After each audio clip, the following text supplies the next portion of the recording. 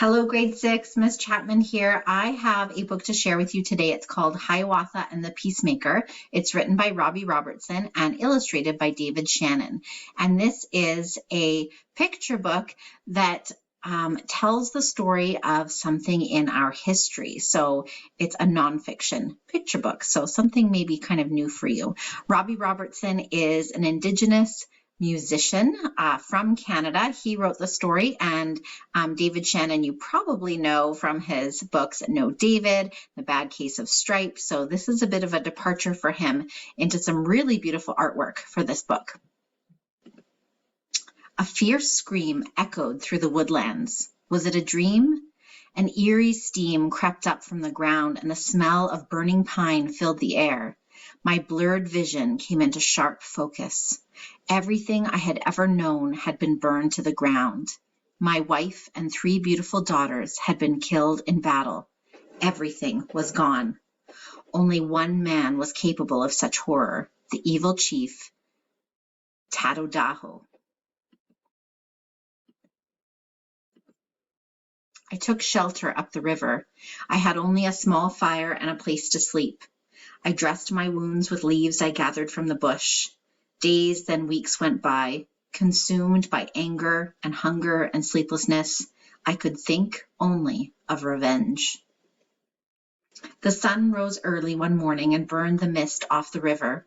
It was as if a path had been cleared for what happened next. A blinding reflection came off the water, and from it, a man paddled gently toward me. As he reached the shore, I realized the reflection was caused by the sun hitting his hand-carved white stone canoe.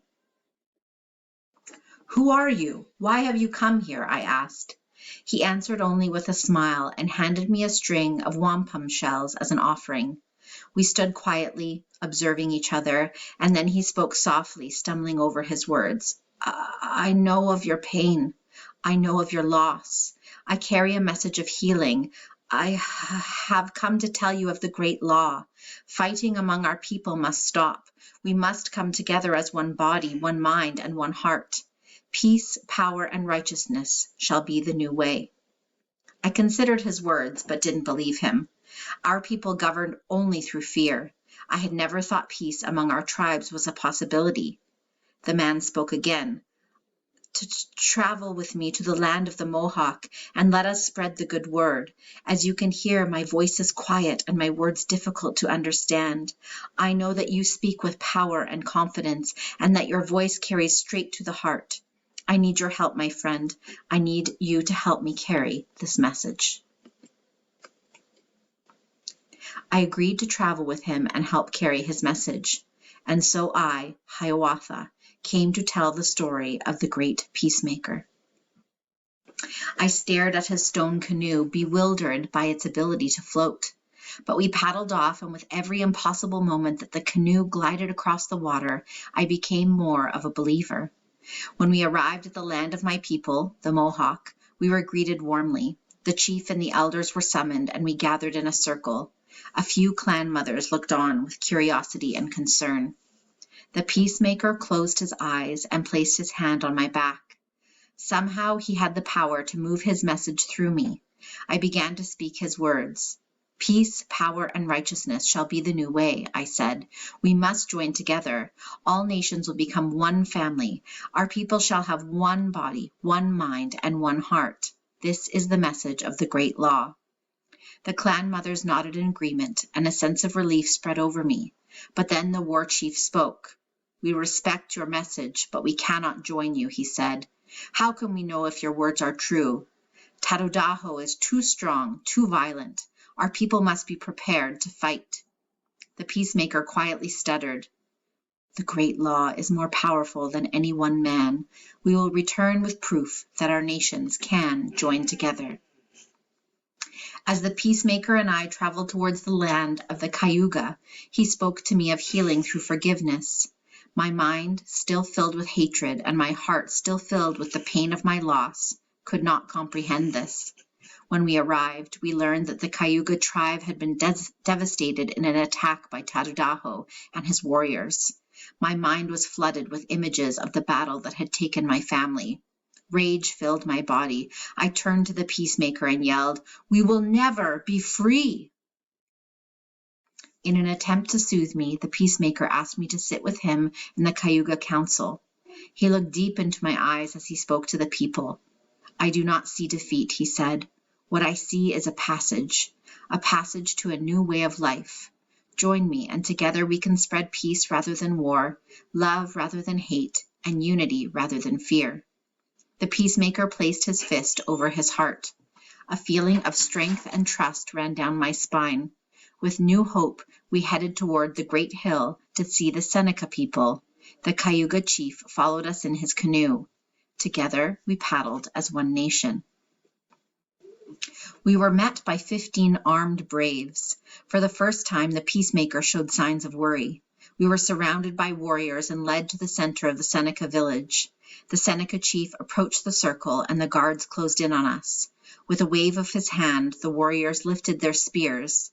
But then he nodded, and the guards drove their spears deep into the dirt. The Seneca chief sat down and told us that the wind had carried our message from the land of the Cayuga. The Seneca people wanted to learn about the Peacemaker and the Great Law. "We will all perish if we continue this violence. A change must come, and the time is now. Alone we will be broken," I said, "but together we are more powerful than the greatest warrior." The Seneca chief trailed us in his canoe, and together we rode as two nations.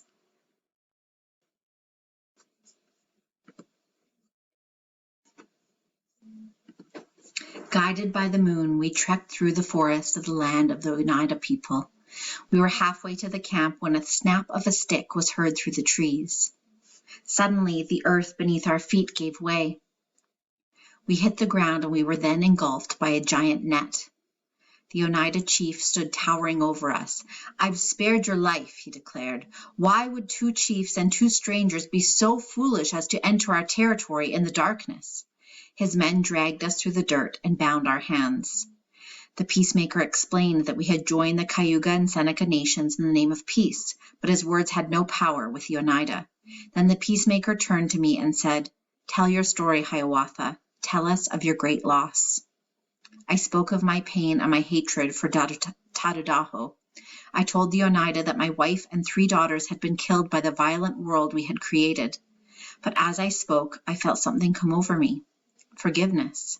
I had not been able to save my family, but on this journey I had been able to forgive myself. I began to understand the meaning of the Great Law, and I turned to the Peacemaker and placed my fist over my heart. With a knowing nod, he smiled. A warrior approached, and he untied all of us one by one. Rather than feel the anger that had consumed me, I now remembered the joy of my family. I was joined by the Cayuga chief, the Seneca chief, the Peacemaker, and lastly, the Oneida chief. The time had come to return to the land of the Mohawk people with proof of our message. When we arrived, they were impressed to see the 3 chiefs with us. The clan mothers had a glowing look of approval. But the Mohawk chief told us that word of our mission had traveled to Tadadaho. "His evil is too great," he said. "Your message will only bring harm to our people." Angered by his lack of faith, the Oneida chief pressed the sharpened tip of his staff under the chin of the Mohawk chief. "We no longer use violence," said the Peacemaker as he reached out and lowered the staff from under the chief's chin. The Peacemaker led us to the tallest oak that towered over the Mohawk River. "I will climb this tree," he said, "and your men shall cut it down, but I will not perish. The river will catch my body and carry it to safety. Then you will know that my words are true." The men chopped down the massive tree. It crashed into the icy waters, and the Peacemaker vanished. I stood silent, stunned by this foolish stunt. I feared the Peacemaker had sacrificed himself at a critical point in our journey. An elder clan mother approached the circle of chiefs with 4 younger women by her side. "This man has come with a message of peace and unity, but you greet him with closed ears and closed minds," she said. "You reject Tadadaho, but you behave just like him." She looked at me, and I could feel her sympathy for the death of my daughters. A tear ran down her cheek. "Let us hope that the Peacemaker is alive," she said. "While you sharpen your weapons, I will pray for a miracle." The Mohawk chief was transformed by her words and nodded. The other woman stepped back in to console her, and we all quietly walked back to the camp. When we arose in the morning, smoke from the river's edge caught our attention. We hurried down to find the Peacemaker sitting by a fire, patiently waiting for us.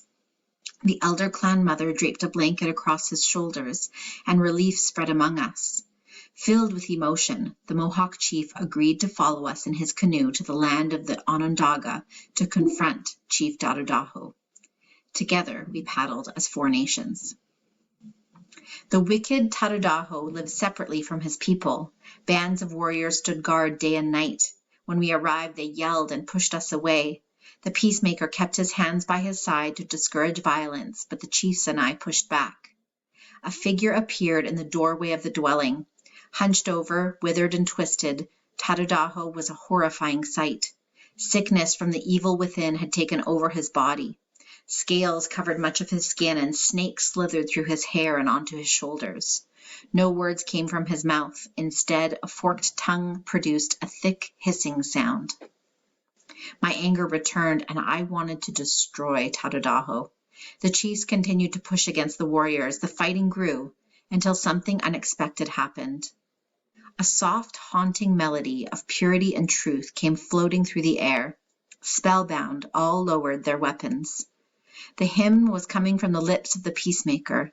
His melody had stopped the fighting. As the song drifted through the air, the moon crossed in front of the sun, darkening the blue sky. This miracle stunned the warriors, and they pulled back in fear. But the rest of us were enchanted by the glory of the hymn, and we joined in singing. Tarudaho cursed the sky, waving his scepter and showing no sign of fear. As the Peacemaker finished his singing, the moon passed, revealing the sun again, more beautiful than before. The Peacemaker asked me to make medicine for Tarudaho's sickness. He said that where there is darkness, we must bring light, and that it is by forgiving that we are set free. I gathered roots and herbs for the medicine, but how could I help heal a man who had brought me such misery? How could I forgive him? Yet I put my heart and soul into the potion, and with this action, my anger disappeared. I entered the hut with medicine paste and fresh water. I explained that every day some of the paste must be mixed with the water and drunk. Tarudaho grabbed the medicine from my hands and drank. His strained breathing eased. The evil look in his eyes softened. He appeared to wonder why a man to whom he'd brought so much pain would help to heal him. The Peacemaker told Tarudaho that we would return in 3 days to continue, and that he should continue taking the medicine. We traveled back to the people of the Cayuga, Mohawk, Seneca, and Oneida and told them of our encounter. On the 3rd day, a mass of people followed us to the land of the Onondaga to see Chief Tarudaho once again. Tarudaho's voice had returned, but he was still hunched over and sickly. The Peacemaker approached him, and with all the tribes watching, placed his hands above his head and chanted. Tarudaho let out a scream, and the snakes slithered from his hair into the grass where they belonged. Everyone followed the Peacemaker to a tall white pine. He placed his hand on my back, and once again I spoke for him. People of all nations must now come together as one. Beneath this tree we shall bury our weapons of war.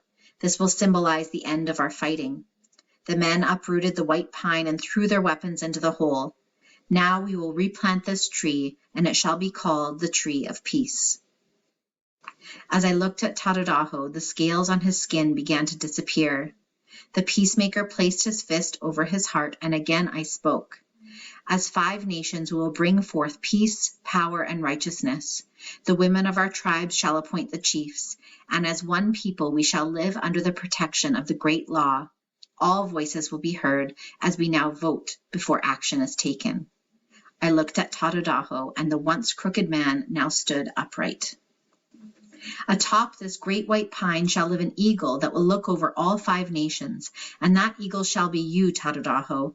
You will be the great keeper of peace and the protector of all the people. The men and the women of the Mohawk Nation began to stomp their feet in unison. Clapping came from the Cayuga. A chant formed between the Onondaga and the Oneida, and the Seneca pounded drums. The rhythm grew louder in perfect time, and the melody soared through the pines. I looked over to Totadaho, but he was gone. A beautiful scream echoed through the woodlands, and as 5 nations we looked up to see an eagle perched atop the tree of peace.